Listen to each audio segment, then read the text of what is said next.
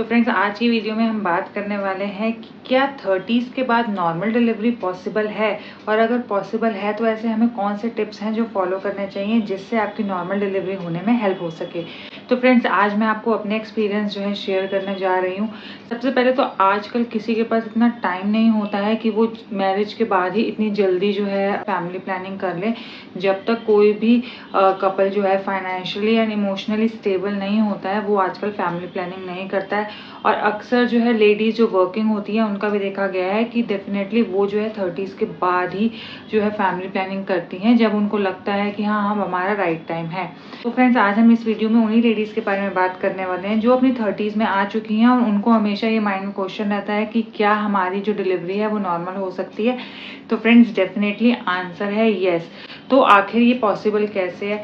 पहली बात तो फ्रेंड्स अगर आपको नॉर्मल डिलीवरी करवानी है तो आपको शुरू से ही पॉजिटिव रहना होगा। सिर्फ ये सोचना कि हाय मुझे तो नॉर्मल डिलीवरी करानी है और उससे नॉर्मल डिलीवरी जो है हो नहीं जाती है।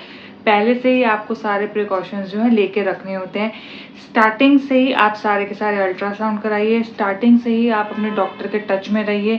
डॉक्टर जो भी आपको एडवाइस करता है वो आपको फॉलो करना है। जितनी भी आपको सप्लीमेंट्स देता है, जितने भी आपको अल्ट्रासाउंड लिख के देता है, टाइमली कराइए, जिससे कि अगर आपकी हेल्थ में कोई इशू है या आपके होने वाले बेबी की हेल्थ में कोई इशू है तो आपको टाइमली जो है उसके बारे में बताएंगे आपके डॉक्टर, और आपको जो है उसके अकॉर्डिंग ही मेडिसिन देंगे जिससे कि आपके और आपके बेबी में कोई भी कॉम्प्लिकेशन ना आए। तो फ्रेंड्स मैंने अपने टाइम पे डेफिनेटली हर टिप डॉक्टर की फॉलो की थी जिससे कि मुझे मेरी नॉर्मल डिलीवरी होने में हेल्प हुई। ऐसी कौन सी टिप्स है जो आप फॉलो कर सकते हैं जिससे कि आपकी आफ्टर 30 भी नॉर्मल डिलीवरी इजीली हो सकती है? तो पहली टिप है फ्रेंड, आपको अपनी प्रेगनेंसी में थ्रू आउट प्रेगनेंसी में एक्टिव रहना है। आपकी प्रेगनेंसी में किसी भी तरह की कॉम्प्लिकेशन नहीं है तो आप एक्टिव रहिए, घर का हल्का हल्का काम कीजिए। थोड़ी थोड़ी जो है हर खाने के बाद आपने वॉक करनी है जिससे आपको नोजिया या वॉमिटिंग का कोई भी इशू ना हो। सेकेंड है टाइम पे आपने जो है सप्लीमेंट्स लेने हैं, सारे कैल्शियम की टैबलेट्स, आपकी आयरन की टैबलेट्स, आपकी फॉलिक एसिड की टैबलेट्स आपने बीच में कभी नहीं छोड़नी है। स्टार्टिंग में जब आप खाएंगे तो आपको बहुत ज़्यादा नोजिया और वॉमिटिंग होगी इन सप्लीमेंट से, बट उसे खाते रहेंगे थ्रू आउट प्रेगनेंसी, आपकी बॉडी को भी इसकी हैबिट हो जाएगी और आपको खाने में भी वो कंफर्टेबल होगा। जितनी भी आपको नोजिया वॉमिटिंग का प्रॉब्लम है वो आगे चलकर नहीं होगा। और है आपने अपने हीमोग्लोबिन पे अच्छे से ध्यान रखना है। सारे आप फ्रूट्स और वेजिटेबल्स खाइए जिससे कि आयरन बढ़ता है, प्लस डॉक्टर के सप्लीमेंट्स आपने लेने ही लेने हैं। जैसे ही आप थर्ड ट्राइमेस्टर में आते हैं आपने जो है एक्सरसाइज स्टार्ट कर देनी है। आप बटरफ्लाई एक्सरसाइज कर सकते हैं, आप डीप ब्रीदिंग की एक्सरसाइज कर सकते हैं जिससे कि आपकी जब वो नॉर्मल डिलीवरी होने वाली होगी, डीप ब्रीदिंग की एक्सरसाइज जो है आपको हेल्प करेगी आपकी नॉर्मल डिलीवरी होने में। क्योंकि अक्सर ये देखा गया है कि जब डिलीवरी होने वाली होती है उस टाइम पर लेडीज को ब्रीदिंग का इशू आता है। तो आपको जब ये चीज पता होगी कि डिलीवरी के टाइम पे आपने ब्रीथ कैसे करना है तो आप प्रॉपरली ब्रीथ कर पाएंगे और उस टाइम पर आपको ब्रीदिंग का कोई इशू नहीं होगा और आप बेबी को डिलीवर अच्छे से कर पाएंगे। नेक्स्ट है फ्रेंड्स, लास्ट ट्राइमेस्टर में आपने अच्छे से डाइट लेनी है, अच्छे से सब कुछ खाना है।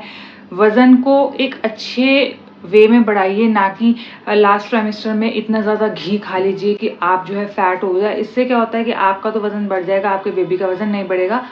अपने वेट को आपने कंट्रोल में रखना है, आपने बैलेंस वेट बढ़ाना है, ना आप जो है वेट आपको कम रखना है ना वेट जो है ज्यादा रखना है। नेक्स्ट स्टेप है अपना बीपी और शुगर पे आपने कंट्रोल रखना है। टाइम टू टाइम आप डॉक्टर के पास जाइए, वो आपके बीपी और शुगर को चेक करेंगे और आपको कंट्रोल में रखने के लिए, अगर वो आपके ज्यादा हो रहे हैं तो आपको कंट्रोल में रखने के लिए आपको मेडिकेशन प्रोवाइड करेंगे। नेक्स्ट स्टेप है लास्ट के ट्राइमेस्टर को आपने लाइटली नहीं लेना है। आपको डॉक्टर जो है मे बी 10 डेज या 15 डेज पर भी जो है विजिट के लिए बुलाते हैं अगर, तो आपको वो विजिट के लिए जाना है। उसमें जो डॉक्टर होता है आपका प्रॉपर चेकअप करते हैं, आपका अल्ट्रासाउंड करते हैं और देखते हैं कि बेबी की कंडीशन आपके घर में ठीक है कि नहीं है। कभी कभी बेबी जो है अपने गले में लूप अटका लेता है, कभी उसकी प्रॉब्लम तो नहीं है, कहीं आपकी जो प्लासेंटा है वो एकदम लोअर साइड पे तो नहीं है जिससे कि नॉर्मल डिलीवरी होने में कोई भी दिक्कत हो। बच्चे की हार्ट बीट प्रॉपर चल रही है या नहीं चल रही है, ये सब चीजों का आपने ध्यान रखना है। और आपने ये भी चीज ध्यान रखनी है कि 9 मंथ में आते आते आपको अपने बेबी की मूवमेंट चेक करते रहना है। यानी कि आपको हर खाने के बाद आपने ट्राई करना है कि आपका बेबी जो है मूव कर रहा है या नहीं कर रहा है। वैसे तो लास्ट ट्राइमेस्टर में बेबी की मूवमेंट जो होती है कम होती है, लेकिन आप ये ट्राई कीजिए कि आपको जो है आपका बेबी एटलीस्ट 10 से 12 बार जो है वो मूव करना ही करना चाहिए। अगर आपको लग रहा है कि आपका बेबी मूव नहीं कर रहा है तो आप उसी टाइम डॉक्टर के पास जाइए और डॉक्टर से चेकअप कराइए। इससे ये पता चलता है कि बेबी की कंडीशन सही है कि नहीं है, या वो किसी स्ट्रेस में है कि नहीं है। अगर आपकी एंड तक जो है सारी की सारी चीज़ें ठीक रहती हैं, आपका बेबी जो है सेफेलिक पोजीशन में आ चुका होता है, तो बहुत ज़्यादा चांसेस होते हैं कि अब आपकी नॉर्मल डिलीवरी जो है हो सकती है। और जिस दिन आपका लेबर पेन उठता है उस टाइम पे सबसे पहले तो आपने हिम्मत नहीं हारनी है, क्योंकि आपने ये चीज़ सोचनी है कि 9 मंथ्स आपने अब तय कर लिए हैं, ये पेन कुछ ही टाइम का है। कभी कभी लेडीज़ क्या बहुत बार ऐसा होता है कि वो हिम्मत छोड़ देती हैं, उनसे पेन बर्दाश्त नहीं होता है और वो सी सेक्शन को ऑप्ट कर लेती हैं। तो अगर आप नॉर्मल डिलीवरी चाहती हैं तो आप डॉक्टर की बात अच्छे से सुनिए। डॉक्टर आपको कॉन्टिन्यूसली गाइड करेंगे, आपने डॉक्टर की बात माननी ही माननी है। डीप ब्रीथ के लिए कहते हैं, जब भी आपको वो कहेंगे पुश करने के लिए, आपने पुश करना है। और इसी तरीके से जो है आपकी नॉर्मल डिलीवरी जो है काफ़ी अच्छे तरीके से हो सकती है।